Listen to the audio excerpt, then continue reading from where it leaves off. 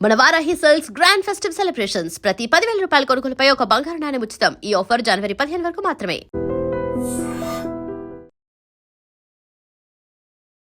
నమస్తే, welcome to iDream.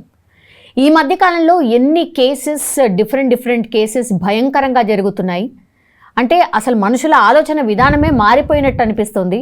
పెద్ద ఎత్తున క్రైమ్కి సంబంధించిన ఇన్సిడెంట్స్ చాలా పెద్ద ఎత్తున జరుగుతున్నాయి. సో ఒకసారి దీని గురించి కూడా మాట్లాడాలి. నిజంగా కొన్ని పాయింట్స్ అయినా కొంతమంది మాట్లాడిన తర్వాతనైనా మారే అవకాశం ఉంటుంది అని ఈరోజు ఒక సైకాలజిస్ట్ని ఇంట్రడ్యూస్ చేయబోతున్నా. సార్ స్పెషాలిటీ వచ్చేసి గోగిశెట్టి సుబ్బారావు గారు సార్ పేరు. ఆయన సైకాలజీ మాస్టర్స్, సోషాలజీ చేసారు, అట్లాగే ఫుడ్ అండ్ న్యూట్రిషన్. సో అసలు డిఫరెంట్ టైప్ ఆఫ్ యాంగిల్స్ని టచ్ చేస్తున్నారు సార్. ఒకసారి మాట్లాడే ప్రయత్నం చేద్దాం. అంటే why into this many things ఒకటి, తర్వాత అసలు మన చుట్టూ జరుగుతున్నటువంటి ఇన్సిడెంట్స్ గురించి కూడా మాట్లాడే ప్రయత్నం చేద్దాం. సార్ నమస్తే. నమస్తే మేడం. సార్ ఇన్ని డిఫరెంట్ థింగ్స్లో మీరు ఎట్లా, నాకైతే అర్థం కాలేదు, అసలు టచ్ లేదు. ఫుడ్ అండ్ న్యూట్రిషన్ వేరు, సోషాలజీ వేరు, సైకాలజీ వేరు కదా, ఎందుకు ఇట్లా డిఫరెంట్ యాంగిల్స్ని అన్నీ కవర్ చేసి ఉన్నారు మీరు? ఎందుకంటే ఇక్కడ ముఖ్యంగా మనిషికి కావాల్సిన ఏంటంటే మనం మానసికంగా స్ట్రాంగ్ ఉండాలి. అంటే సైకాలజీ మనం స్టడీ చేసి ఉండాలి. అలాగే ఆ మానసికంగా మనం ఎప్పుడైతే ఎఫెక్ట్ అవుతామో, దేని ద్వారా ఎఫెక్ట్ అవుతాం, మన బాడీలో ఉన్న ఫుడ్ ద్వారా కానీ, సరిగ్గా ఫుడ్ తీసుకోకపోతే, లేకపోతే ఎవరి ద్వారా ఏదన్నా మాటల ద్వారా, సిచ్యువేషన్ ద్వారా, మనం ఎక్స్పెక్ట్ చేయటం ద్వారా, వేరే వాళ్ళతో, దీని ద్వారా మనకేందంటే అక్కడ సరౌండింగ్స్తో కానీ, మనం జాబ్ చేసే దగ్గర కానీ, మన కొలీగ్స్తో కానీ, మన రిలేషన్షిప్లో ఎలా మెయింటైన్ చేయాలనేది సోషియాలజీ. సోషియాలజీ ఏంటంటే ఫ్యామిలీ, కల్చర్, రిలేషన్ ఇలాంటివన్నీ దాంట్లో స్టడీ చేయొచ్చు అనమాట. అందుకని నేను అది స్టడీ చేశాను. నెక్స్ట్ మనం శరీరం మనం ఆరోగ్యంగా ఉన్నప్పుడు మన ఆలోచనలు కూడా ఆరోగ్యంగా ఉంటాయి. కాబట్టి నేను బ్యాలెన్స్డ్ డైట్, మనకి ఎలాంటి బ్యాలెన్స్డ్ డైట్ అవసరం ప్రతి మనిషికి అనేది ఫుడ్ అండ్ న్యూట్రిషన్ ద్వారా నేను తెలుసుకున్నాను. ఎందుకంటే ఒక సైకాలజిస్టు ఒక్క దాంట్లోనే పరిజ్ఞానం కాకుండా ఈ 2-3 ఏరియాల్లో కూడా పరిజ్ఞానం ఉన్నప్పుడు మనం ఇచ్చే కౌన్సిలింగ్ సెషన్స్ అనేవి వాళ్ళకి క్లయింట్స్కి ఈజీగా రీచ్ అవుతాయి, ఈజీగా తగ్గించుకునే అవకాశం ఉంటుంది, ఈజీగా నార్మల్ స్టేజ్కి వస్తారనమాట. మనం అసలు బేసిక్ థాట్ ఎలా వచ్చిందో తెలియకుండా మనం నార్మల్గా ఆయన చెప్పిన సంఘటన తీసుకుని దానికి కౌన్సిలింగ్ ఇస్తే నార్మల్ అవ్వరు. అసలు ఆ థాట్ ఎక్కడ స్టార్ట్ అయింది, అసలు ఆ థాట్ స్టార్ట్ అవడానికి కారణం ఫిజికల్గానా, మెంటల్గానా, సోషల్గానా, అది చెక్ చేసి దాని దగ్గర నుంచి మనం కౌన్సిలింగ్ ఇస్తే అది నార్మల్ స్టేజ్కి వచ్చే అవకాశం ఎక్కువగా ఉంటుంది అన్నమాట. దానికోసం రూట్ కాజ్కి మనం కౌన్సిలింగ్ చేస్తే ఇక్కడ ఆటోమేటిక్గా నార్మల్ స్టేజ్కి ఈజీగా వచ్చే అవకాశం ఉంటుంది. కాబట్టి ఇక్కడ ఏంటంటే మనం ఇంతకు ముందు రోజుల్లో మనం ఉమ్మడి ఫ్యామిలీస్ ఉండేవి, ఒక విలేజెస్ ఫ్యామిలీస్, బయటకు వచ్చామంటే నాన్న, బాబాయ్, పెదనాన్న, అత్త, మామ అని అందరు పిలుచుకుంటూ ప్రతి ఒక్కటి మనం షేర్ చేసుకుంటూ ఉండేవాళ్ళం. మనం అలా షేర్ చేసుకున్నప్పుడు మనం ఏ చిన్న ప్రాబ్లంగా సాడ్గా ఉన్నా, ఏమరా వాళ్ళు ఎలా ఉన్నావు, ఏంది బాధగా ఉన్నావు, ఎవరైనా తిట్టారా అని ఈజీగా ఎవరో ఒకళ్ళు అడిగి దానికి దీనిదేముందో లేరా, ఇది మనం ఈజీగా దాన్ని మర్చిపో, మనం అటు వెళ్దాం పదా, లేకపోతే అటు బయటకు వెళ్దాం పదా, మీ నాన్న ఎట్లాగా అంటాడు, ఏం కాదులే నేను మాట్లాడతానులే, ఇట్లా ఏదో ఒకటి మనం మాట్లాడటం ద్వారా వాళ్ళు ఎక్కువ టైం ఆ మూడ్లో ఉండకుండా నార్మల్ స్టేజ్కి వచ్చేసేవాళ్ళు.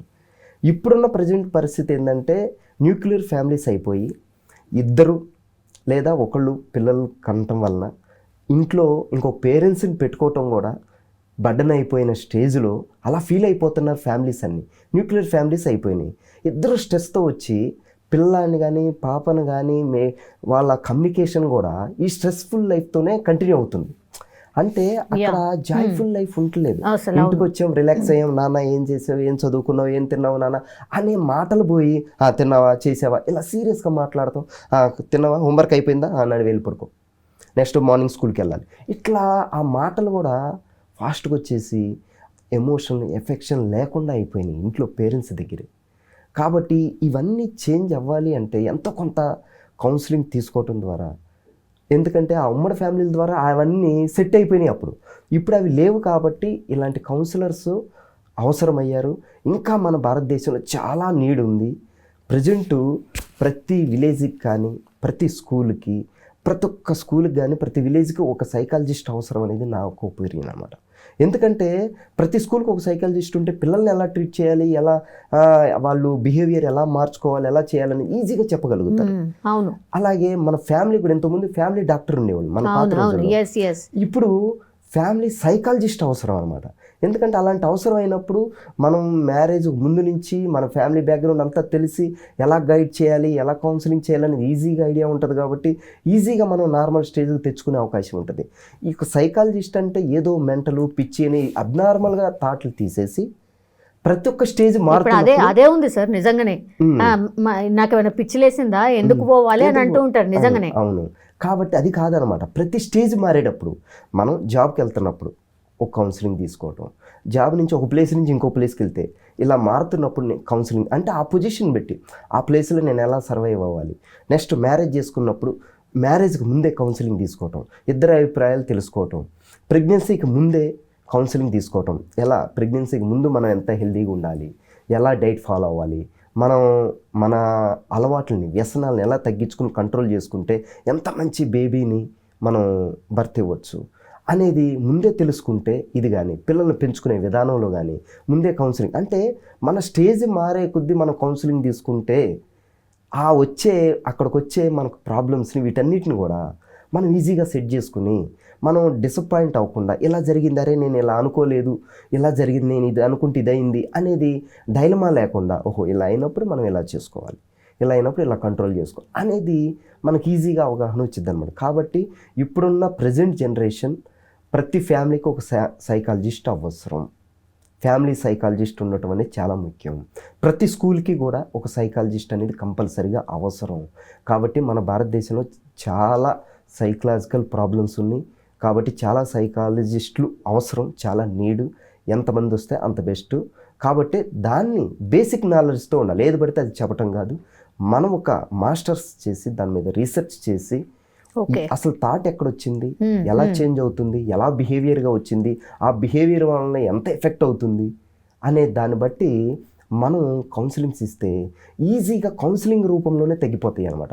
అది అలాగే వదిలేస్తే అది స్ట్రెస్, డిప్రెషను, యాంగ్జైటీకి వెళ్ళిపోయి మెడిసిన్ తీసుకునే స్థాయికి రావాల్సిన పరిస్థితి వస్తుంది. ఆ డిప్రెషన్కి, యాంగ్జైటీకి మెడిసిన్ తీసుకుంటున్నారు అంటే వాళ్ళు ఈ స్టేజ్లన్నీ దాటేశారని అర్థం. సార్ మీ దగ్గరికి కౌన్సిలింగ్కి ఏ ఏజ్ గ్రూప్ వాళ్ళు వస్తున్నారు సార్? నిజంగా ఇది వెరీ ఇంపార్టెంట్. నా దగ్గరికి పేరెంట్స్ చాలా మంది వచ్చారు, ఓకే, కపుల్స్ వచ్చారు, ఓకే, టీనేజ్ వాళ్ళు వచ్చారు, రాజకీయ నాయకులు వచ్చారు. చాలామంది ఇట్లా వచ్చి నన్ను అడుగుతూ ఉంటే నాకేంది బయట ఇంత నీడ్ ఉందా, ఇంత అవసరం ఉందా ప్రతి ఒక్కరికి అంటే. కొంతమందికి తెలియని వాళ్ళు అలాగే ఉండిపోతున్నారు, తెలిసిన వాళ్ళు వచ్చి అడుగుతున్నారు. ఇప్పుడు బ్రాడ్ మైండ్ ఉండేవాళ్ళు కౌన్సిలింగ్ తీసుకోవటం ప్రాబ్లం ఉండదు అనుకున్న వాళ్ళు వచ్చి అడుగుతున్నారు. అయితే దీని ఎఫెక్ట్ సమాజంలో చాలా ఎక్కువైపోయి వాళ్ళు స్ట్రెస్ ఫీల్ అయ్యి వాళ్ళు ఎవరి మీద కోపం పెంచుకోవటం, పేరెంట్స్ మీద కోపం పెంచుకోవటం, ఫ్రెండ్స్ మీద పెంచుకోవటం కానీ, భార్యాభర్తల మీద కోపాలు పెరిగిపోవటం కానీ అది క్రిమినల్కి దారితీస్తుంది అనమాట. ఏదో ఒకటి చేసేయాలి ఇమీడియట్గా, ఇక్కడ ఏదన్నా నాకు రిలీఫ్ రావాలా, ఇక్కడ ఈ ప్రాబ్లంకి సొల్యూషన్ వచ్చేయాలా అనుకోవటం వలన వాళ్ళకి ఏమైపోతుందంటే ఇది యాంటీ సోషల్ ఎలిమెంట్స్కి దారితీసే అవకాశాలు ఎక్కువైపోయినాయి. ఈ ఎక్కువ అవటానికి కారణం కూడా ఈ రిలేషన్ కరెక్ట్గా మెయింటైన్ చేసుకోకపోవటం, ఉమ్మడి ఫ్యామిలీ లేకపోవటం, అవి లేకపోవటం వల్ల కౌన్సిలింగ్స్ తీసుకోకపోవటం, ఎవరో ఒకళ్ళ దగ్గర సలహా తీసుకోకపోవటం, ఎవరో ఒకళ్ళ దగ్గర ఓపెన్ అవ్వకపోవటం, ఓపెన్ అయ్యే స్కోప్ ఎవరు ఇవ్వకపోవటం, అంటే షేర్ చేసుకునే పర్సన్స్ లేకపోవటం వలన వాళ్ళ లోపల పెట్టుకుని ఛాన్స్ వచ్చినప్పుడు వాళ్ళు అనుకున్నది చేసేస్తున్నారు అన్నమాట ఇమీడియట్గా. దాని కాన్సిక్వెన్సెస్ వాళ్ళకి తెలియక, దాని తర్వాత ఏమవుతుందనేది తెలియక, లైఫ్ ఎంత ప్రాబ్లం, ఎంత రిస్క్ చేస్తున్నారు అనేది వాళ్ళకి తెలియక వాళ్ళు అటెంప్ట్ చేస్తున్నారు. దీనివల్ల చాలా ప్రాబ్లమ్స్, ఫ్యామిలీస్ డిస్టర్బ్ అవుతున్నాయి, సొసైటీ డిస్టర్బ్ అయిపోతుంది, చాలా వరకు ఎక్కువ ప్రాబ్లమ్స్ అవుతున్నాయి అన్నమాట. మీర్పేటలో ఒక ఇన్సిడెంట్ జరిగింది యాక్చువల్లీ. 11 months బాబు సార్ యాక్చువల్లీ. ఓకే. ఇప్పుడు బాబు వాళ్ళ తల్లి అండ్ ఆ బాబు, ఓకే, బాబుకేమో విషం ఇచ్చి ఐ థింక్ చంపేసినట్టున్నారు. తర్వాత తను ఊరేసుకుంది. ఇప్పుడు ఈ అమ్మాయి ఎవరైతే ఉన్నారో వాళ్ళ మమ్మీ కూడా ఆమెతో పాటే ఉండదట. ఆమె కూడా అది తట్టుకోలేక ఆమె కూడా సూసైడ్ అటెంప్ట్ చేసింది సార్. ఇప్పుడు హస్బెండ్ ఏడ్చుకుంటూ మాట్లాడుతున్నాడు, అసలు నా తప్పేం లేదు, నన్ను ఒంటరిని చేసేసారు, నేను కోల్పోయిందేమో భార్యని బిడ్డని కోల్పోయినా నన్ను ఏదో విక్టిమ్ లాగా చూపెడుతున్నారు, నేనేదో హెరాస్ చేస్తున్నట్టు ఏదో చేస్తున్నట్టుగా నన్ను ప్రొజెక్ట్ చేస్తున్నారు, ఇది ఎంతవరకు న్యాయం అని ఆయన క్వశ్చన్ చేస్తున్నాడు సార్. అగైన్ మీరు మాట్లాడిన దాంట్లోనే ఐ థింక్ ఎక్కడో కనెక్ట్ అయి ఉంది సార్. ఎందుకు సార్, ఏమై ఉంటది ఇన్సిడెంట్ లో? ఏమైందంటే ఎప్పుడైనా ఒక మేల్ ఫీమేల్ మధ్యన ప్రాబ్లం వచ్చింది, గొడవ అయిందంటే ఫస్ట్ తప్పు మేల్దే ఉంటుంది, నో డౌట్ అనమాట.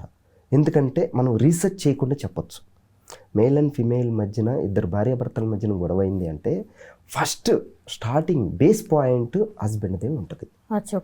అయితే ఇక్కడ ఏమైందంటే వీళ్ళకి వచ్చిన ఇద్దరి మధ్యన వచ్చిన మిస్కమ్యూనికేషన్ని, మిస్అండర్స్టాండింగ్ని వాళ్ళు క్లియర్ చేసుకోకుండా ఇద్దరి మధ్యన గొడవలు అలాగే కంటిన్యూ అయిపోవటం వల్ల నేను ఇన్నాళ్ళు ఇతనితో ఉంటే ఇంకా ఫ్యూచర్ నాకు చాలా ఘోరంగా ఉంటుంది, ఇంకా ప్రాబ్లమ్స్ ఎక్కువ ఫేస్ చేయాల్సి వస్తుంది, నేనే కాదు నా పాప కూడా చాలా సఫర్ అవుతుంది. ఇప్పుడు ఈయన దగ్గర ఉంటే తండ్రిగా కాదు, ఒక ఎనిమి, ఒక శత్రువులాగా, ఒక క్రిమినల్ లాగా ఇలా ప్రవర్తిస్తాడు. కాబట్టి నాతో పాటు నా పాప కూడా, ఎందుకంటే నాతో పాటు నేను తీసుకెళ్ళాలని ఆమె అనుకుని అది చేసి ఉండొచ్చు. కాకపోతే జనరల్గా అది చేయకుండా ఉండాల్సింది. ఎందుకంటే ఒక పర్సన్ వల్ల మనకు ప్రాబ్లం వచ్చింది అంటే లైఫ్ చాలా ఇంపార్టెంట్, ఫ్యూచర్ ఎంతో మెరుగ్గా ఉండొచ్చు. ఇప్పుడేదో ప్రాబ్లం వచ్చిందని చెప్పేసి ఇన్స్టెంట్గా డెసిషన్ తీసుకుని తనతో పాటు తన పాపని, తన తల్లి, వీళ్ళ ముగ్గురు ఎవరు ప్రోవోక్ చేశారో అక్కడ తెలిసి ఉండదు కదా మనకి. తల్లి చేసిందా, వాళ్ళ తల్లి చేసిందా, ఏం చేసిందా అనేది తెలియదు. కానీ వీళ్ళిద్దరిలో ఎవరో ఒకరు డిసిషన్ని వీళ్ళు ముగ్గురు ఫాలో అయ్యి చనిపోయారన్నమాట, సూసైడ్ ప్రయత్నం చేశారు. కాకపోతే ఇక్కడ జరిగింది ఏంటంటే అక్కడ జరగాల్సింది అది కాదు. వాళ్ళిద్దరు కంప్లైంట్ ఇవ్వటం కానీ, పెద్ద మనుషులు తీసుకొచ్చి కూర్చోబెట్టి మాట్లాడటం కానీ, లేకపోతే మనం డైవర్స్ చేసుకుని బతకొచ్చు, విడిపోయి అయినా బతకొచ్చు. లైఫ్ చాలా ఉంది. అతనే ప్రపంచం అంతా అతనే కాదు, అతనే దైవం కాదు, అతే ప్రత్యక్ష దైవం కాదు. ఇప్పుడు మనకి సూట్ అవునప్పుడు, మనం భరించలేనప్పుడు, మనం చనిపోయి స్టేజ్కి వచ్చినప్పుడు అతనితో ఉండాల్సిన అవసరం లేదు. డైవర్స్ తీసుకుని పక్కకెళ్ళి మన లైఫ్ మనం గడపచ్చు. చాలామంది ఇప్పుడు ఉన్నాయి. కాకపోతే ఇంకా ట్రెడిషనల్ బిలీఫ్స్లోనే ఎక్కువగా కంపల్సరిగా చావో రేవైనా ఇతనితోనే ఉండాలనుకుని ఉండటం వల్లనే ఆమె ఈ పనికి ఉడగట్టిందనమాట. కాబట్టి ఇక్కడ ఆమె తీసుకోవాల్సింది డెసిషన్ ఏంటంటే అది కాదు. అక్కడ అతన్ని వదిలేయటమా, ఈయన సైడ్కి వెళ్ళిపోవటమా, లేకపోతే అతని మీద కంప్లైంట్ ఇచ్చి ఈ ఎంక్వైరీ చేయించుకోవటమా, ఎవరు తప్పు ఏంటి అనేది పెద్ద మనుషులు తీసుకొచ్చి చెప్పించటమా, ఏదో ఒకటి చేయాల్సింది. అది చేయకుండా ఇన్స్టెంట్ డెసిషన్ తీసుకుని ఆ కోపంలో, ఆ బాధలో తీసుకున్న ఎప్పుడైనా కోపంలో, బాధలో, స్ట్రెస్లో డెసిషన్ ఏది తీసుకున్నా అది కరెక్ట్ ఉండదు. అది కరెక్ట్ అయి ఉండొచ్చేమో కానీ అప్పుడు అది కరెక్ట్ కాదు. ఆ డెసిషన్ తర్వాత కరెక్ట్ ఏమో కానీ అప్పటికప్పుడు తీసుకునేది ఏ డెసిషన్ కరెక్ట్ కాదు. ఆగి వెయిట్ చేసి తీసుకుంటే, డిస్కస్ చేసుకుంటే అప్పుడు ఇంకో థాట్స్ వస్తాయి, ఇంకో ఆలోచన విధానం మారిద్ది. అట్లా చేంజ్ అయినప్పుడు మనకి చాలా ఓపెన్ రూట్స్ చాలా కనపడతాయి, చాలా దారులు కనపడతాయి బతకటానికి. చనిపోవటం కాదు, మనం పుట్టామంటే చనిపోయేంతవరకు మనతో మనం చనిపోకూడదు. సూసైడ్లు మన ద్వారా మనం చనిపోకూడదు, మన ఈ ట్రెడిషనల్ బిలీఫ్స్ ద్వారా మనం చనిపోకూడదు. కానీ చాలా మంది ఇట్లనే ఆలోచిస్తున్నారు కదా సార్. అంటే సూసైడ్ అటెంప్ట్స్ ఈ మధ్య కాలంలో చాలా పెద్ద ఎత్తున పెరిగిపోయినాయి. వాళ్ళ బిడ్డల్ని చంపడం, ఇట్లాంటివన్నీ చాలా పెద్ద ఎత్తున జరుగుతున్నాయి. అంటే ఇవి సూసైడ్ థాట్లు ఎందుకు వస్తున్నాయి అంటే వాళ్ళు పెరిగిన వాతావరణం ఏ చిన్న నెగిటివ్ వచ్చినా, ఏ చిన్నది కాదు అన్నా, ఏ చిన్నది ఎవరన్నా తిట్టినా, ఎవరన్నా కోప్పడినా అది రిసీవ్ చేసుకోలేకపోతున్నారు.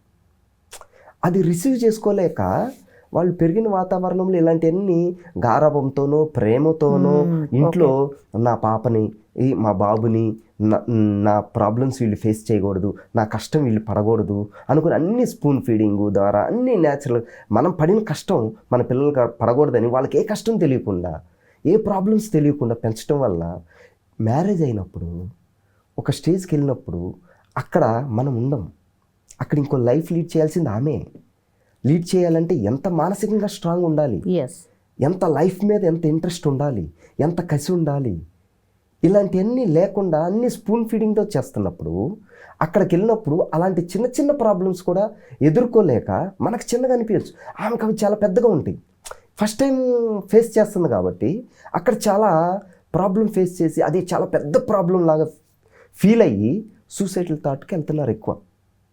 మెయిన్ కారణం పెరిగిన వాతావరణం, పెరిగిన పెంపకం, వాళ్ళు మానసికంగా స్ట్రాంగ్గా లేకుండా వీక్ అయిపోవడం. ఎందుకంటే నలుగురితో తిరిగినప్పుడు, నలుగురితో మాట్లాడినప్పుడు, నాలుగు ప్రాబ్లమ్స్ తెలుస్తాయి, కష్ట సుఖాలు తెలుస్తాయి, షేర్ చేసుకుంటా ఉన్నప్పుడు, ఇలాంటివన్నీ ఉన్నప్పుడు వాళ్ళు ఇలాంటివన్నీ సహజంగా అనుకుని వాళ్ళు న్యాచురల్గా కంట్రోల్ అయ్యి నెక్స్ట్ వేరే స్టెప్ తీసుకోవడానికి ఆలోచిస్తూ ఈజీగా డెసిషన్ తీసుకోవచ్చు. కానీ ఎప్పుడైతే ఈ గారాబంగా పెరుగుతారో, ప్రేమతో పెరుగుతారో, నా పిల్లలు నాకన్నా మంచిగా ప్రేమగా ఏ దెబ్బ ఏ నొప్పి తెలియకుండా పెంచాలని అనుకుంటారో అదే సగం. ఆ పేరెంట్స్కి తెలియట్లా నా పిల్లల్ని నేను అల్లారు ముద్దుగా గారాబంగా పెంచుతాను. గారాబంగా అల్లారు ముద్దుగా కాదు, మానసికంగా స్ట్రాంగ్గా పెంచాలి. ఎలాంటి కష్టాలు ఎదురైనా దాన్ని ఎదుర్కొని ముందుకెళ్ళే విధంగా పెంచాలే తప్ప గారాబంగా ప్రేమలతో వీటి ద్వారా మానసికంగా స్ట్రాంగ్ అవ్వలేరు. ఎస్ సార్, ఇంకో ఇన్సిడెంట్ గుర్తొచ్చింది సార్. నిన్ననే జరిగింది యాక్చువల్లీ. ఒక అమ్మాయి ఇంటర్ చదువుతోంది సార్. కాలేజ్లో వాళ్ళ లెక్చరర్ తిట్టి బయట నిల్చోబెట్టింది, నువ్వు ఎందుకు లేట్ వచ్చావని మందలించడం అంటే మామూలుగా కూడా కాదు యాక్చువల్లీ. వాళ్ళ ఫ్రెండ్స్ ముందర అందరి ముందట ఇక భయంకరంగానే తిట్టింది సార్. తిడితే ఆ పాప తీసుకోలేకపోయింది. అప్పటికి రిక్వెస్ట్ చేసింది, క్షమించండి అని అడిగింది. అయినా సరే ఆ లెక్చరర్స్ ఎవరైతే ఉన్నారో మాటల ద్వారా ఇంకో ద్వారా తిట్టారంట. ఆమె ఆ లెక్చరర్ తిట్టింది, వెళ్ళిపోయింది, తీసుకోలేకపోయింది, బాగా ఏడ్చింది. అదే దాంతో ఇంటికి వెళ్ళింది సార్. ఇంటికి వెళ్ళిన తర్వాత వాళ్ళ మమ్మీ కూడా అడిగిందట, ఎందుకు అట్లా ఉన్నావు అని అంటే వాళ్ళ మమ్మీకి చెప్పిందంట, ఇలా జరిగిందంటే నేను మాట్లాడతాను, వెళ్దాము అని అనేసరికి ఆమె, నాకు హెడ్ఏక్ వస్తోంది మమ్మీ, నేను భరించలేకపోతున్నా, చాలా ఎక్కువ ఉంది హెడ్ఏక్ అని చెప్పిందంట సార్. మరి చిన్నగా హాస్పిటల్ దగ్గరికి తీసుకెళ్తే ఆమెకి సెలైన్ ఏదో ఎక్కిచ్చారు. ఆ తర్వాత వాళ్ళు కూడా ఇది హెడ్ఏక్ ఓన్లీ ప్రాబ్లం కాదండి, ఇదేదో మేజర్ ప్రాబ్లం ఉంది, గాంధీకి వెళ్ళండి అంటే గాంధీకి వెళ్ళారట. అక్కడ సిటీ స్కాన్ ఏదో తీసేసరికి అమ్మాయికి బ్లడ్ క్లాట్ అయింది అని చెప్పారట సార్. సార్ ఇక్కడ ఇంటర్ రిలేటెడ్ ఏమన్నా ఉందా నిజంగా? అంటే ఈ ఇన్సిడెంట్ కి ఆమె హెడ్ లో బ్లడ్ క్లాట్ కావడానికి ఏమైనా కనెక్షన్ ఉందా నిజంగా? కంపల్సరీగా 100% ఉంటుంది మేడం. ఎందుకంటే మనం ఆలోచించే మన థాట్సే మన బ్రెయిన్. మనం ఎలా ఆలోచిస్తామో దానికి రియాక్ట్ అయ్యేది మన బ్రెయిన్ అనేది ఒక పార్ట్ మన బాడీలో. మనకి కాలు, చెయ్యి, కన్ను, ముక్కు ఎలాంటివో బ్రెయిన్ అనేది కూడా ఒక పార్ట్ అంతే. కానీ మనం మైండ్ సెట్ ద్వారా, మనం చూసిన ఇన్సిడెంట్స్ ద్వారా, మన ఎమోషన్ ద్వారా ఏదైతే మన బ్రెయిన్ కనెక్ట్ చేస్తామో ఆ కనెక్షన్కి రియాక్ట్ అయ్యేది మన బ్రెయిన్. ఆ రియాక్షన్ అనేది ఏంటంటే అక్కడ ఉన్న దాన్ని రిసీవ్ చేసుకోలేకపోయింది. ఆమె అక్కడ ఏదో ఇన్సల్ట్గా ఫీల్ అయింది. వాళ్ళ ఫ్రెండ్స్ ముందు ఆ సారు ఆ లెక్చరర్ తిట్టిన తిట్లకి, లేకపోతే ఇచ్చిన పనిష్మెంట్ కావచ్చు, లేట్ ఎంతకైందని అడిగి ఉండొచ్చు, ఏదన్నా కానీ ఆ ఫ్రెండ్స్ ముందు, అందరి ముందు అనేదరికి ఆమె అది ఓర్చుకోలేకపోయింది, అది రిసీవ్ చేసుకోలేకపోయింది. అంటే ఆమె చాలా ఇన్నోసెంట్ అనుకుంటా. ఆమె పెరిగిన వాతావరణం చాలా ఇన్నోసెంట్గా ఉండాలి. ఎందుకంటే అంత ఇన్నోసెంట్ అయితేనే ఇక్కడ తిట్టినవి అవి పట్టించుకుని ఎమోషనల్గా బాగా బరస్ట్ అయ్యి హై బీపీ పెరిగిపోయి బ్లడ్ సర్క్యులేషన్ బాగా ఎక్కువైపోయినప్పుడు బ్రెయిన్కి వెళ్ళే ఆ బ్లడ్ ఆ నరాలు అవన్నీ కూడా బాగా ఒక్కసారి బరస్ట్ అవుతాం, బాగా సర్క్యులేషన్ ఎక్కువ అవటం, ఎక్కడో సాట బ్లడ్ క్లాట్, ఆ నరం చిట్లినప్పుడు బ్లడ్ క్లాట్ అవుతుంది. అక్కడ బ్లడ్ బయటకు వచ్చిందంటే ఆటోమేటిక్గా అసలు మన బ్రెయిన్ అనేది నార్మల్ కాదు, చాలా సెన్సిటివ్. మనం ఏదైతే థింక్ చేస్తామో దాని రిఫ్లెక్షన్ మన బ్రెయిన్ అనేది తెలుసుకుంటే మనం ఈ సంఘటన వల్ల మనం ఏం తెలుసుకోవచ్చు అంటే అసలు టీనేజ్ పెద్ద ఏజ్ కూడా కాదు, వేరే ప్రాబ్లమ్స్ కూడా ఏమీ లేవు. కానీ ఇక్కడ ఏమై ఉంటుంది అంటే టీనేజ్ కాబట్టి హార్మోనల్ ఎఫెక్ట్ ఉంటుంది. ఎందుకంటే అందుట్లో ఆడపిల్లలకి ఇంకా ఎక్కువ సెన్సిటివ్గా ఉంటారు. ఎందుకంటే బాడీలో వచ్చే చేంజెస్ కానీ, హార్మోన్ల ద్వారా వచ్చే చేంజెస్, ఇలాంటివన్నీ కూడా వాళ్ళు ఎప్పుడు వాళ్ళని చూసి వీళ్ళని చూసి కంపేర్ చేసుకుంటూ ఎప్పుడు స్ట్రెస్తోనూ, ఒక భయంతోనూ టెన్షన్గా నాకే ఇలా అవుతుందా, లేకపోతే వాళ్ళు అలా ఉన్నారు నేను ఎలా ఉన్నా అని కంపారిజన్, ఎప్పుడూ ఒక కంపారిజన్ భావంలో ఉంటారన్నమాట ఆ టీనేజ్లో. ఆ ఐడెంటిటీ క్రైసిస్ బాగా ఎక్కువ ఉంటుంది టీనేజ్లో. అయితే ఇక్కడ ఏమైందంటే ఆ పెరిగిన వాతావరణం తల్లిదండ్రులు కూడా ఆ పాపను పెంచడం అనేది చాలా సెన్సిటివ్గా, అల్లారు ముద్దుగా, గారాభంగా పెంచి ఉండొచ్చు. అంటే ఏ చిన్నది ఎవరన్నా ఏదన్నా అన్నా వాళ్ళు రిసీవ్ చేసుకోనంత ప్రేమగా పెంచారనమాట. అట్లా పెంచడం వల్ల అక్కడ ఇచ్చిన పనిష్మెంట్కి కానీ, ఆ లెక్చరర్ అన్న తిట్లకు కానీ, బాధకు కానీ, పనిష్మెంట్కి కానీ, ఫ్రెండ్స్ ముందు మెయిన్ ఇక్కడ ఏంటంటే ఫ్రెండ్స్ ముందు అనటం వల్ల ఇన్సల్ట్గా భావించింది. ఇన్సల్ట్గా భావించినప్పుడు ఆటోమేటిక్గా అక్కడ ఏమైంది, లోపల తీసుకుని, బాడీకి తీసుకుని, మనసుకు తీసుకుని, ఆ మనసుకు తీసుకున్నప్పుడు ఇమీడియట్గా ఆ రియాక్షన్ ఆ బ్రెయిన్కి వెళ్ళి బ్రెయిన్లో ఫ్లూయిడ్స్ రిలీజ్ అయ్యి ఇమీడియట్గా బ్రెయిన్ ఎఫెక్ట్ పడింది. దీనివల్ల బాగా ఎక్కువ ఏమైందంటే అక్కడ ఆలోచించే విధానం అనేది నార్మల్ కన్నా అబ్నార్మల్కి వెళ్ళిపోయింది. నార్మల్ స్టేజ్ అంటే అబ్నార్మల్ స్టేజ్కి వెళ్ళేసరికి ఇక నార్మల్గా ఆలోచించే స్టేజ్లో లేదు. అదే లూప్ లైన్లో కంటిన్యూగా థింక్ చేయటం ద్వారా ఆటోమేటిక్గా ఆ బ్రెయిన్ స్ట్రోక్ లాగా వచ్చి ఆ బ్రెయిన్లో ఉన్న ఎన్ని నరాలు సన్నగా, చాలా సెన్సిటివ్, చాలా సన్నగా ఉంటాయి, అవి కంటికి కూడా కనపడినంత సన్నగా ఉంటాయి. అది ఇలా చిట్లినప్పుడు బ్లడ్ బయటకు వచ్చి క్లాట్ అవటం, అవి ఆటోమేటిక్గా చనిపోయేంతగా దారితీస్తాయి అన్నమాట. కాబట్టి ఇక్కడ గుర్తుపెట్టుకోవాల్సింది ఏంటంటే మన మైండ్ సెట్టే మన బ్రెయిన్. మన మైండ్ సెట్ ద్వారా మనం ఏదైతే సిగ్నల్స్ ఇస్తామో మన బ్రెయిన్ అలా రియాక్ట్ అవుతుంది. ఇది పేరెంట్స్కి కానీ, టీనేజర్స్కి కానీ, స్కూల్స్కి కానీ ఇది తెలిస్తే మన మైండ్ని ట్రైన్ చేస్తే మన మైండ్ని ఎలాంటి టైంలో అయినా, స్ట్రెస్లో అయినా, యాంగర్ అయినా, కోపంలో అయినా, బాధలో అయినా, ఎమోషన్ని మనం కంట్రోల్ చేసుకోగలిగితే ఆ కంట్రోల్ అనేది మన మైండ్ సెట్టే. ఆ మైండ్ సెట్ ఇచ్చే సిగ్నల్స్ ద్వారా మన బ్రెయిన్ రిలీజ్ చేస్తుంది ఫ్లూయిడ్స్ని. అంతే తప్ప బ్రెయిన్లో వచ్చే ఫ్లూయిడ్స్ వల్ల మనం బిహేవ్ చెయ్యం. మనం ఇచ్చిన మైండ్ సెట్ మన సిగ్నల్స్ ద్వారానే అది బ్రెయిన్లో ఆ ఫ్లూయిడ్స్ రిలీజ్ అయ్యి దానివల్ల వచ్చే సిమ్టమ్సే ఇవన్నీ సైకలాజికల్ ప్రాబ్లమ్స్ అనమాట. ఎందుకంటే ఆ టీనేజ్లో ఇంకా ఎక్కువ వస్తాయి, ఐడెంటిటీ క్రైసిస్ ఎక్కువ ఈ టీనేజ్లో చాలా ఎక్కువ ఉంటుంది.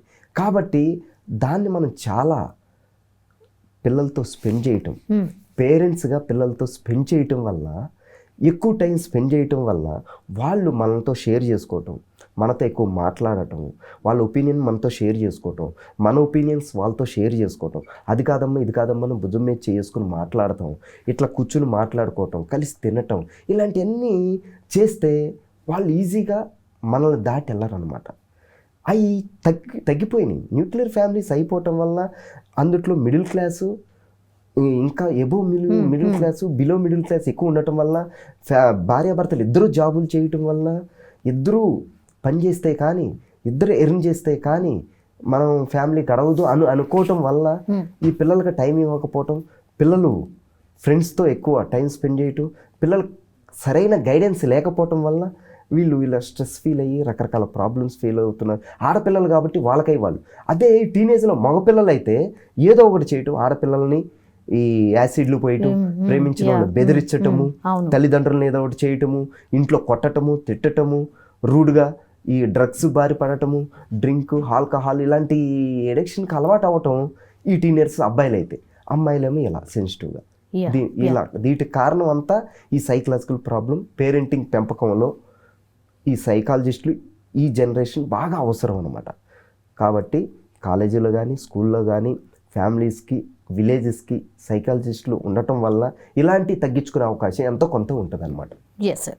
As you are a food and nutritionist also sir, okay, ఈ మధ్యకాలంలో పెద్ద ఎత్తున weight loss sir, obesity and weight loss, okay, ఇంత పెద్ద బిజినెస్ అయిపోయింది సార్. అది జీలకర్ర నీళ్ళు తాగండి, లేకపోతే అవేంటి తృణధాన్యాలు తినండి, మిల్లెట్స్ తినండి, ఇన్ని కేజెస్ తగ్గుతారు. అది పక్కన పెడితే సప్లిమెంట్స్ వచ్చేసినాయి సార్.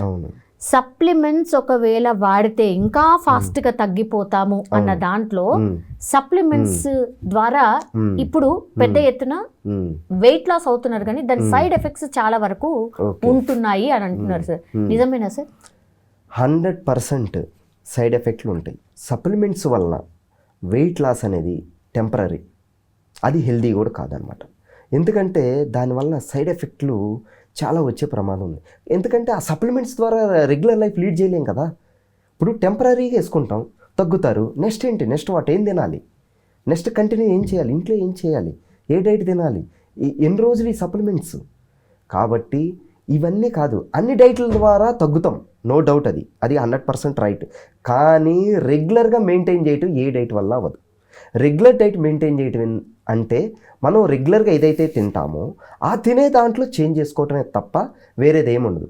రెగ్యులర్గా ఏంది, మనం ఇప్పుడు ప్రజెంట్ ఏ డైట్ మెయింటైన్ చేస్తున్నామంటే ఎప్పుడో పూర్వకాలంలో వ్యవసాయం చేసే మన అమ్మా నాన్న, కూలి పని చేసే అమ్మా నాన్న వాళ్ళు ఎలా అయితే రైస్ ప్లేట్ నిండా పెట్టుకుని కొంచెం పచ్చడి వేసుకుని కొంచెం కర్రీ వేసుకుని అన్నం ఇంత తినటం వల్ల కార్బోహైడ్రేట్స్ బాగా వచ్చి అప్పుడున్న హార్డ్ వర్క్కి అది అవసరం. అప్పుడు అది అవసరం, అది వాళ్ళు బర్న్ చేసుకోగలరు, అంత కష్టపడగలరు. కాబట్టి ఎంత తిన్నా అరిగిపోతుంది.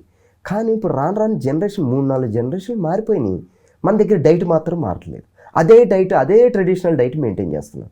ఇప్పుడు మనం అన్నీ కూర్చుని చేసే పనులే, హార్డ్ వర్క్ చేసే పని లేదు, కష్టపడే పని లేదు, అన్ని నార్మల్ పనులు వచ్చినప్పుడు మనం డైట్ని కూడా అదే డైట్ని బ్యాలెన్స్ చేయాలన్నమాట. ఎట్లా, రైస్ తగ్గించుకోవాలి. అప్పుడు ప్లేట్ నిండా రైస్ ఉండేది, 3/4 రైస్ ఉండేది, 1/4 మాత్రమే ఇవన్నీ ఉండేవి, ప్రోటీను, ఫైబరు, విటమిన్, ఫ్యాట్ ఇవన్నీ కలిపి 1/4 ఉండేవి. కానీ ఇప్పుడు నేను చెప్పినట్టు చేయండి, మీరు ఈజీగా తగ్గకపోతే మీరు ఇంటిల్ల పాటించేది అనమాట అది. ఎందుకంటే వెయిట్ లాస్కే కాదు, మనం బీపీ, షుగర్లు, థైరాయిడ్లు, ఈ కొలెస్ట్రాల్ ఇలాంటివన్నీ కూడా రాకుండా చూసుకోవచ్చు అనమాట. ఏంటంటే మనం 1/4 రైస్ ఉండాలి, 3/4 కర్రీస్ ఉండాలి, 2-3 కర్రీలు కానీ, వెజ్ సలాడ్ కానీ, ఫ్రూట్ సలాడ్ కానీ, ఇలాంటి సలాడ్తో ఎక్కువ మనం బాడీని నింపినప్పుడు, మన కడుపు నింపినప్పుడు రైస్ 1/4 ఉంటే అది ఏమవుతుంది, ఫైబరు, ఫ్యాట్, విటమిన్స్, ప్రోటీన్స్ మనకి ఏది కావాలో అవన్నీ అందిస్తాయి. రైస్ ఐటము మనం కొంచెం తింటాం కాబట్టి మనం చేసే వర్క్కి అది సరిపోతుంది. అదే మనం ఇంకా రైస్ అంతా రైస్ అంటే రైస్ ఒకటే అనేది కాదు, కార్బోహైడ్రేట్ ఐటమ్ అనమాట. అంటే అది చపాతీ అవ్వచ్చు, అది మిల్లెట్స్ అవ్వచ్చు, రైస్ అవ్వచ్చు, ఏదైనా అవ్వచ్చు, ఆ క్వాంటిటీ తక్కువ ఉండాలి. నేను చపాతీలకి వెళ్ళి నేను డైట్ మెయింటైన్ చేస్తున్నాను, నేను చపాతీ తింటున్నాను రైస్ మానేసి అని అంటారు. చపాతీ తినటం ఇంపార్టెంట్ కాదు, చపాతీతో కూర ఎంత తింటున్నావు, కర్రీస్ ఎన్ని తింటున్నావు, ఎంత తింటున్నావు అనేది ఇంపార్టెంట్.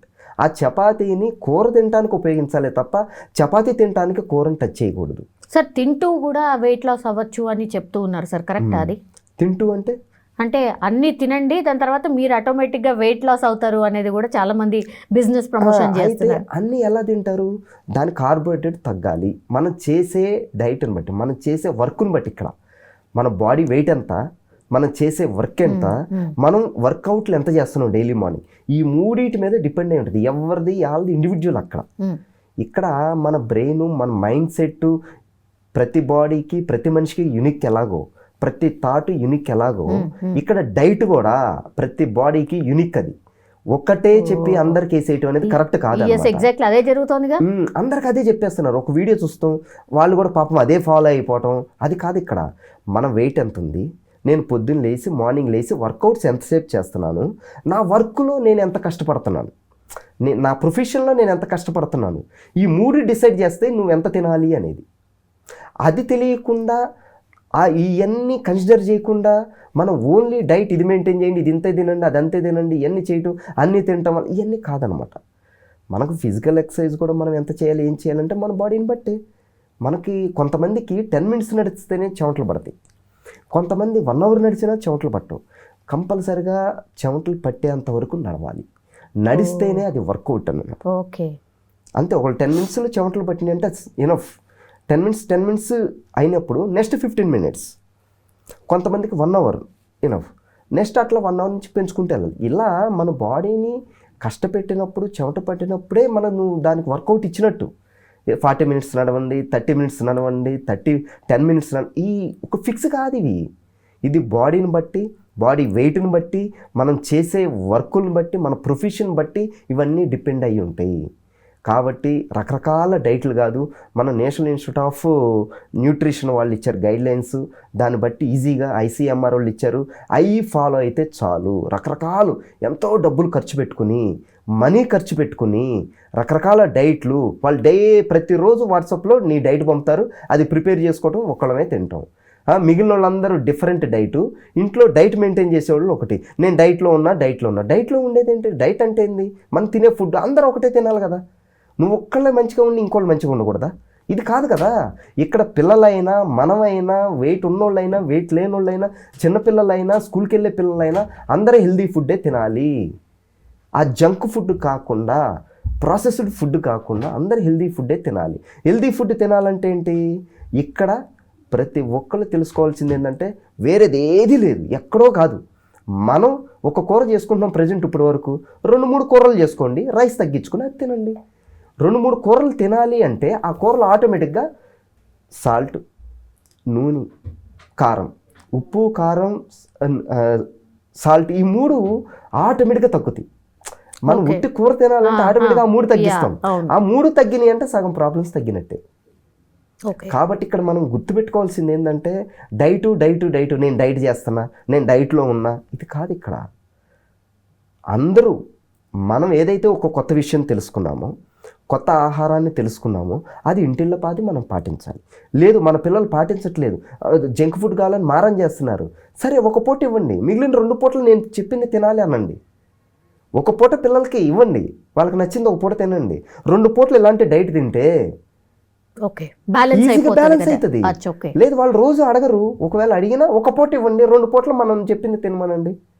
లేదా హాలిడే అప్పుడు అడుగుతారు. సో మొత్తం స్టాప్ అయితే కాదు సార్, అది ఇంపాసిబుల్ యాక్చువల్లీ. అవసరం లేదు, మొత్తం అవసరం లేదు. మనం ఇది ఇంట్లో మెయింటైన్ చేసుకోవచ్చు, బయట ఏదైనా తినొచ్చు. ఇక్కడ ఏం చేస్తారంటే ఎక్కువ మంది నేను డైట్లో ఉన్నా, బయట కూడా నేను తినను, అది తినను, ఇది తినను అని కంట్రోల్గా ఉంటారు. అంటే అందరికీ తెలిసిపోతుంది నేను డైట్లో ఉన్నా. అది కాదు, మనం ఎప్పుడు బయటకు వెళ్ళాం కదా, ఎక్కువ ఉండేది మన ఇంట్లో కంట్రోల్ చేసుకుంటే బయట ఏది తిన్నా నడిచిపోతుంది. ఇంట్లో కరెక్ట్గా మెయింటైన్ చేసుకుంటే బయట ఏ చెత్త తిన్నా మళ్ళీ నెక్స్ట్ డే మార్నింగ్ మనం అంతా ఫైబర్, విటమిన్, ప్రోటీన్ ఇది హెల్దీ తింటాం కదా, దాని ఆటోమేటిక్గా రీసెట్ అయిపోతుంది, బ్యాలెన్స్ అవుతుంది. అది కాకుండా మనం డైట్లు వాళ్ళం, నేను డైట్ వాడుతున్నా, నేను ఇంత లావ్ అయ్యాను, ట్యాబ్లెట్లు, సప్లిమెంట్స్ వాడుతున్నాం, వీటన్నిటి వలన టెంపరీ రిలీఫ్ తప్ప పర్మనెంట్ సొల్యూషన్ కాదు. పర్మనెంట్ సొల్యూషన్ ఏంటంటే నీ బాడీని నువ్వు ట్రైన్ చేసుకోవటం, నీ బాడీకి నువ్వు డైటు, ఆ 3 కూరలు, 2 కూరలు, కర్రీస్ ఎక్కువ తినటం, లేకపోతే వెజ్ సలాడ్స్ తినటం, లేకపోతే ఫ్రూట్ సలాడ్ తినటం, రైస్ తగ్గించుకోవటమే తప్ప వేరే మార్గం ఏదీ లేదు. ఇది ఈజీ, ఏ ఖర్చు లేనిది. హెవీ వెయిట్ ఉన్న వాళ్ళకి కూడా ఇదే వర్తిస్తుంది. హెవీ వెయిట్ ఉన్న వాళ్ళకు కూడా ఎవరికైనా ఈజీగా తగ్గొచ్చు. నేను చెప్పింది చేయండి. మీరు వర్కౌట్స్ ఎలా చేయాలి అనేది కూడా కాదు ఇక్కడ, నువ్వు చెమట పట్టేంత వరకు నువ్వు వర్కౌట్స్ చేయి. హెవీ వెయిట్ ఉన్నారు మీరు, హెవీ వెయిట్ బాడీ వెయిట్ తగ్గాలనుకుంటున్నారు, మనం రకరకాల ఎక్సర్సైజులు చేస్తూ ఉంటాం. రకరకాల ఎక్సర్సైజులు, ఇక్కడ ఒక మజిల్, ఈ మజిల్ అన్ని చిన్న మజిల్. కానీ బాడీలో పెద్ద మజిల్ ఏది అంటే మన థై మజిల్. ఈ థై మజిల్ అనేది పెద్ద మజిల్. ఎప్పుడైతే మన వర్కౌట్స్ థై మజిల్కి వర్కౌట్స్ చేస్తామో అప్పుడు ఆటోమేటిక్గా ఎక్కువ క్యాలరీస్ బర్న్ అయ్యి బాడీలో ఎక్కడైతే వేస్ట్ ఫ్యాట్ ఉందో అది మళ్ళీ తెచ్చుకొని ఇక్కడ తెచ్చి బర్న్ చేస్తుంది అనమాట. అందుకనే మన బెల్లీ కానీ అంటే మన పొట్ట కూడా తగ్గాలి అంటే అందరు పొట్టకి ఎక్సర్సైజ్ చెప్తారు. ఇది కాదు, పొట్టకి ఎక్సర్సైజ్ చేస్తే మళ్ళీ ఎక్కడ నీకు మిగిలిన పార్ట్స్లో ఉన్న ఫ్యాట్ అంతా మళ్ళీ ఇక్కడికి వచ్చేస్తుంది ఆటోమేటిక్గా. అది కాదనమాట, మన బాడీలో పెద్ద మజిల్ ఎక్కడైతే ఉందో థై మజిల్, దీనికి ఎప్పుడైతే వర్కౌట్స్ చేస్తామో బాడీలో ఎక్కడ వేస్ట్ ఫ్యాట్ ఉన్నా ఇక్కడికి తెచ్చి బర్న్ చేస్తుంది ఆటోమేటిక్గా. అంటే ఎక్కువ ఎక్సర్సైజులు కూడా అవసరంలా. ఈ థైకి ఎక్సర్సైజులు ఏమున్నాయి? సిటప్స్ అంటే గుంజీలు తీయటమే, పెద్దగా రకరకాలుగా డంబుల్స్ కావాలి, జిమ్కి వెళ్ళాలా, ఇవన్నీ చేయాలి కాదు. మనం ఇప్పుడు గుంజీళ్ళు అలవాట్లేదు, ఒక 5 తీయండి, ఒక 10 తీయండి, ఒక 20 తీయండి, పెంచుకుంటూ వెళ్ళండి. మీరు ఎప్పుడైతే గుంజీళ్ళు తీస్తారో ఆటోమేటిక్గా ఎక్కువ క్యాలరీస్ బర్న్ అవుతాయి. థైకి ఎక్కువ క్యాలరీస్ ఎప్పుడైతే బర్న్ అవుతున్నాయో బాడీలో ఎక్కడైతే ఉందో ఆ ఫ్యాట్ అంతా మళ్ళీ ఇక్కడ తెచ్చుకునింది, మళ్ళీ నెక్స్ట్ డే మళ్ళీ ఇట్లా చేయటం వల్ల మన బాడీ వెయిట్ అనేది ఈజీగా లాస్ అవ్వచ్చు. ఒక్కసారి ఇది ప్రయత్నం చేసి చూడండి, 100% రిజల్ట్. ఎందుకంటే నా దగ్గరికి ఎంతోమంది వచ్చారు, ఎంతో పెద్ద పెద్దవాళ్ళు, రాజకీయ నాయకులు వచ్చారు, రకరకాల పేరెంట్స్ వచ్చారు, ఒబిసిటీ ఉన్నోళ్ళు వచ్చారు. నేను ఎంతోమందికి చెప్తే వాళ్ళు ఈజీగా వెయిట్ లాస్ అయ్యారు, ఈజీగా ఫాలో అయ్యారు. ఎంతోమంది మేము ఇది తింటాం, అందరూ ఏం చేస్తారంటే డైట్ అనగానే వాళ్ళు వాట్సాప్లో ఫోటోలు పంపుతారు. ఇక్కడ వాళ్ళు నాకు పంపుతున్నారు మేము ఇది తింటున్నాం సార్ అని. ఎందుకంటే నేను ఏది చెప్పను, మీరు చేసుకునేదే, మీరు తినగలిగేదే, దాన్ని ఇది మార్చుకోండి, ఇది తగ్గించుకోండి అనే తప్ప వేరేది కొత్తగా తెచ్చుకొని యాడ్ చేసుకోవాల్సిన పని లేదు. కొత్తగా అక్కడి నుంచి ఫారెన్ నుంచి ఇక్కడి నుంచి ఇంపోర్ట్ చేసుకోవాల్సిన పని లేదు. అలాంటి ఫ్రూట్స్ ఇలాంటి ఫ్రూట్స్ తినాల్సిన పని లేదు. సీజనల్గా ఏవి వస్తున్నాయి అవి, సీజనల్గా మనకి ఏదైతే దొరుకుతాయి అవి, ఏవైతే కూరగాయలు సీజనల్గా వస్తాయో, ఏవైతే మనం ఈజీగా మన బాడీకి ఏదైతే తినగలమో, కొంతమంది అవి తింటాం, కొంతమంది ఇవి తినలేం, ఏదైతే తినగలరో అలాంటి కర్రీసే చేసుకుని నెంబర్ ఆఫ్ కర్రీస్, ఒక ఆకుకూర, ఒక నార్మల్ కూర, ఒక పప్పు, ఇట్లా 3-4 చేసుకుని మనం ఎక్కువగా తినటం వల్ల ఈజీగా వెయిట్ లాస్ అవుతాం. సప్లిమెంట్స్ ద్వారా అనేది టెంపరీ, పర్మనెంట్ కాదు అనేది తెలుసుకోవాలన్నమాట. Yes sir, thank you so much sir. అంటే చాలా విషయాల గురించి కూడా చాలా మంచిగా చెప్పారు సార్, అంటే అర్థమయ్యేలాగా చెప్పారు. నిజంగా చాలా మంది అయితే డబ్బులు ఖర్చు పెట్టి సప్లిమెంట్స్ అయితే తొందరగా వెయిట్ లాస్ అవుతామని చాలా మంది డబ్బులు వేస్ట్ అవుతున్నాయి. మళ్ళీ మీరు అన్నట్టుగా అది టెంపరీ మాత్రమే, మళ్ళా వెయిట్ గెయిన్ అవుతున్నారు. సో దీనికి బెస్ట్ మన ఇంట్లోనే చాలా తక్కువ ఖర్చుతోని మన ఇంటిల్లిపాది తినొచ్చు అనేది మీ సారాంశం sir. Thank you sir, thank you so much. Thank you very much. And for more videos, please subscribe to iDream. Please subscribe to iDream. Please subscribe iDream. And please subscribe to iDream. For more videos, subscribe to iDream. please like, share and subscribe to the channel. Congratulations, iDream. Subscribe to iDream. Subscribe to iDream. So subscribe to iDream Media. iDream team andarki huge congratulations. Please subscribe iDream Media. Please subscribe to iDream. Subscribe iDream. Please subscribe to iDream. iDream అంటే నా కళల ఛానల్ను subscribe చేసుకున్న నోరు తిరుగుతలేదు, మీరైతే గంట గుర్తు కొట్టండి. For more such videos, please subscribe to iDream. Subscribe to iDream. Please subscribe to iDream. Please subscribe iDream Media. Please do subscribe to iDream. Please subscribe to iDream Media. For best entertainment and information, please subscribe iDream. And don't forget to subscribe to iDream.